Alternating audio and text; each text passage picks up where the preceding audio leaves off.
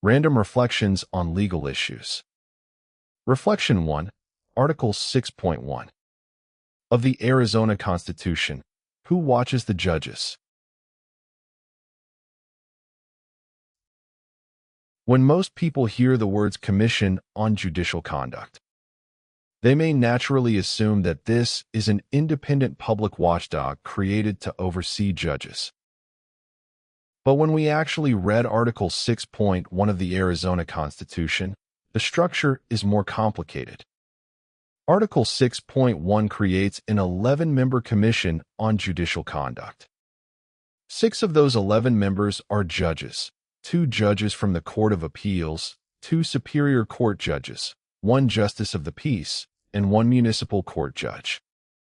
Those 6 judges are appointed by the Arizona Supreme Court.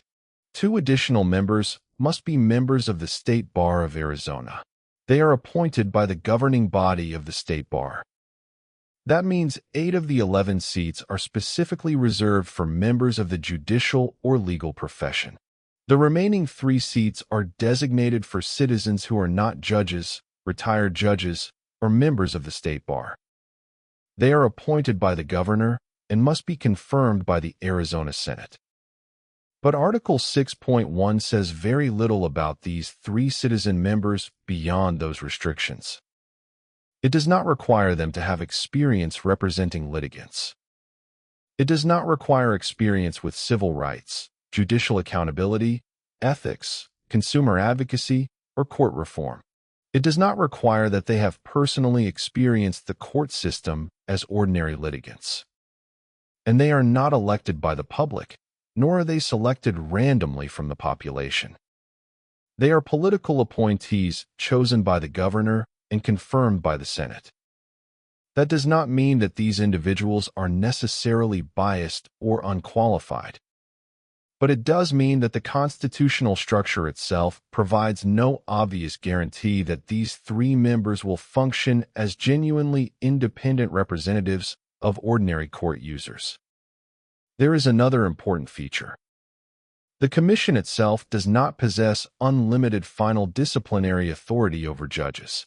Article 6.1 repeatedly places ultimate authority in the Arizona Supreme Court.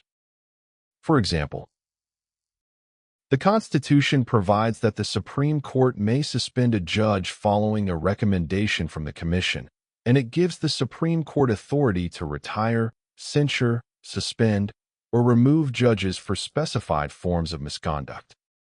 Even more importantly, Article 6.1 expressly states that the Supreme Court shall make the rules implementing this article, including rules concerning confidentiality of Commission proceedings.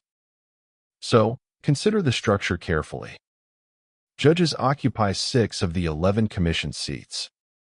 The Supreme Court appoints those 6 judges. Members of the State Bar occupy another 2 seats.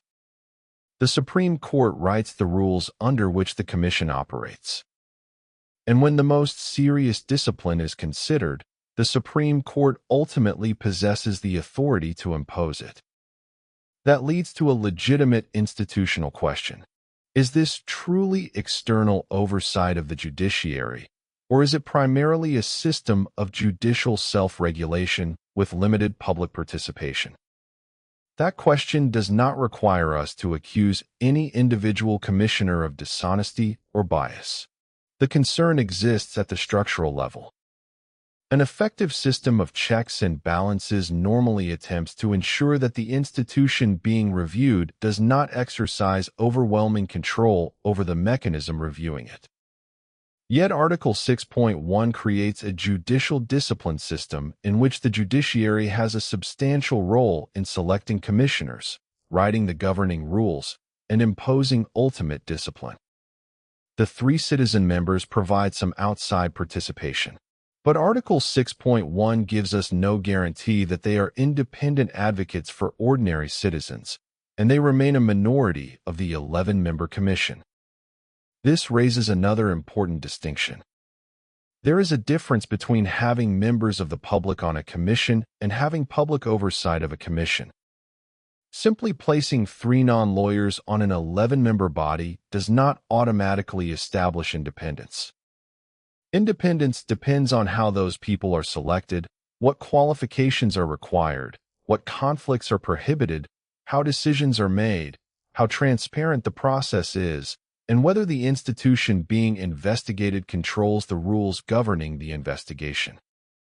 Article 6.1 itself provides remarkably little assurance on those questions.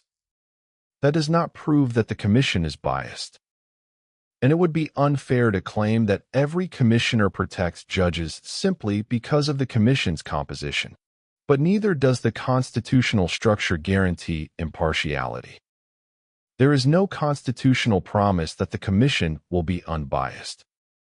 There is a structure, a selection process, and disciplinary authority.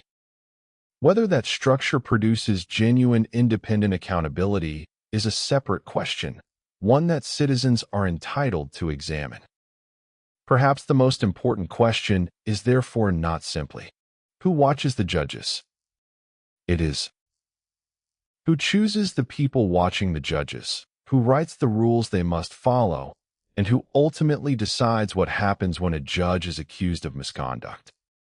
Article 6.1 gives us surprisingly clear answers to those questions, and those answers deserve public scrutiny.